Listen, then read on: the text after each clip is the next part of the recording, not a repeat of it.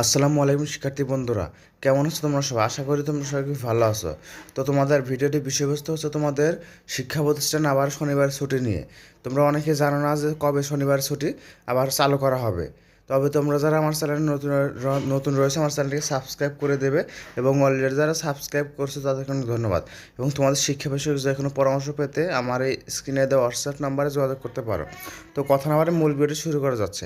তোমাদের যেহেতু কুরবানি ঈদের জন্য তোমাদের শিক্ষা প্রতিষ্ঠান 20 দিন ছুটি ঘোষণা করা হয়েছে। তোমাদের 20 দিন ছুটির পর থেকে তোমাদের শনিবার ছুটি বহাল থাকবে, মানে শনিবারও ছুটি দেওয়া হবে। তোমাদের শিক্ষা প্রতিষ্ঠানগুলোতে ঈদ ও গ্রীষ্মকালীন ছুটি শুরু হচ্ছে বৃহস্পতিবার 13 জুন থেকে, চলবে আগামী 2রা জুলাই পর্যন্ত। অর্থাৎ 20 দিনের ছুটিতে যাচ্ছে শিক্ষা প্রতিষ্ঠান। তবে কোনো কোনো স্কুল কলেজ 3 দিন ছুটি কমিয়ে এনেছে। 30শে জুন ক্লাস শুরু করবে তারা। শিক্ষণ ঘাটতি এড়াতে শিক্ষা প্রতিষ্ঠানগুলোতে শনিবার সাপ্তাহিক ছুটি একদিন কমিয়ে আনা হয়েছিল। ঈদের পর থেকে শনিবার সাপ্তাহিক ছুটি আসবে বলে শিক্ষা প্রশাসনের কর্মকর্তারা জানিয়েছেন।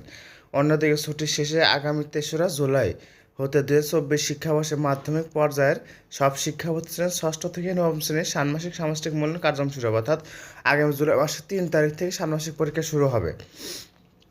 এই মূল্যায়নের কারণে কোনো কোনো শিক্ষা প্রতিষ্ঠান ছুটি কমিয়ে এনেছে। যেরকম হচ্ছে ভিকারুননিসা স্কুলে তোমাদের 2রা জুলাই পর্যন্ত ছুটি রয়েছে। মণিপুরে তোমাদের মণিপুর স্কুল সহ কয়েকটি স্কুল কলেজে ছুটি কমিয়ে আনা হয়েছে। ছুটি কমানোর বিষয়টিকে সাধুবাদ জানিয়েছেন মাধ্যমিক উচ্চ মাধ্যমিক শিক্ষা অধিদপ্তরের পরিচালক প্রফেসর সৈয়দ জাফর আলী। তিনি বলেন, 3রা জুলাই থেকে বার্ষিক মূল্যায়ন শুরু হবে। যারা ছুটি কমিয়েছেন তারা ভালোর জন্যই করেছেন। শিক্ষা প্রতিষ্ঠান খুলে মূল্যায়নের বিষয়গুলো ঝালাই করে নিতে পারবেন।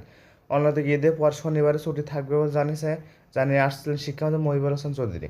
এ বিষয়ে শিক্ষা মন্ত্রণালয় এবং অধিদপ্তরের কর্মকর্তারা জানান, শনিবার ছুটি ঘোষণার বিষয়ে হয়তো ঈদের আগে সার্কুলার জারি হতে পারে।